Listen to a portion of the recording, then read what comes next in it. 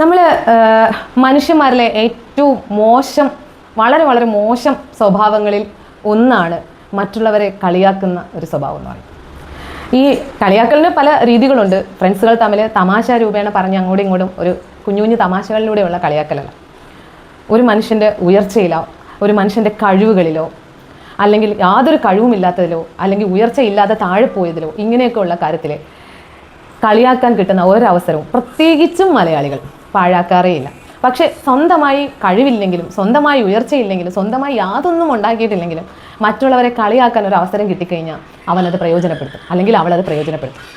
പക്ഷേ നിങ്ങൾ മനസ്സിലാക്കുക, ഈ കളിയാക്കൽ എന്ന് പറയുന്നത്, നിങ്ങൾ കളിയാക്കുമ്പോൾ നിങ്ങൾക്ക് പ്രത്യേകിച്ച് ഒന്നും കിട്ടുന്നില്ല. ഇനി നിങ്ങൾക്കായിട്ടൊരു മനസ്സുഖം നിങ്ങൾക്ക് കിട്ടുന്നുണ്ടെങ്കിൽ അത് നിങ്ങളുടെ വളരെ മോശമായിട്ടുള്ളൊരു ക്യാരക്ടറിന് തെളിവാണ്. ഇനി നിങ്ങൾ കളിയാക്കുമ്പോൾ ഓപ്പോസിറ്റ് ഉള്ളവർ നിങ്ങളോട് ചിരിച്ച് തന്നെ നിൽക്കും. നിങ്ങൾ കളിയാക്കിയതിൻ്റെ വേദന വളരെ ആഴത്തിലുള്ളതായിരിക്കും. പക്ഷെ അവരത് പുറത്ത് കാണിക്കില്ല.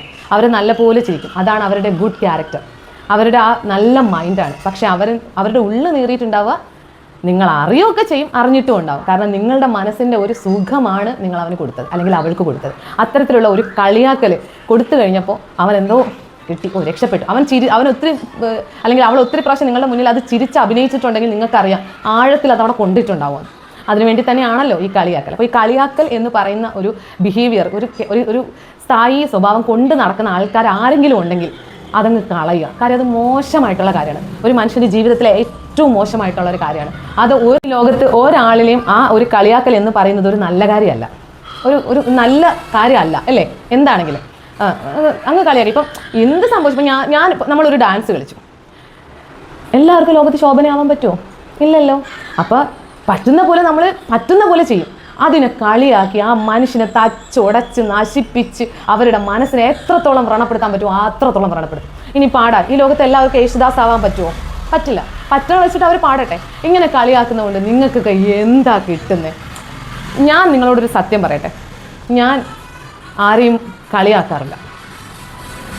ഒരാൾ ചെയ്യുന്ന തെറ്റിനെ ഞാൻ ചൂണ്ടിക്കാണിക്കാറുണ്ട്, അല്ലെങ്കിൽ കൊള്ളൂലാത്ത സന്ദേശം കൊടുക്കുന്നവരെ ഞാൻ പ്രതികരിച്ചിട്ടുണ്ട്.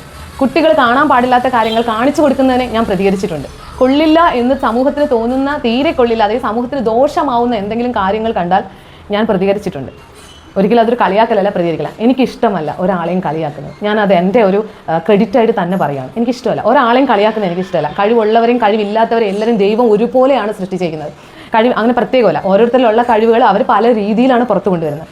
അതിനെ കളിയാക്കാനുള്ള യാതൊരു യോഗ്യവും എത്ര ഉയരത്തിലുള്ളവർക്കും ഇല്ല. ഒരാളെയും കളിയാക്കാനുള്ള യോഗ്യത ആർക്കും ഇല്ല. ഉണ്ടെങ്കിൽ തന്നെ അത് നിങ്ങളുടെ മോശം സ്വഭാവമാണ്, മോശം ക്യാരക്ടറാണ്.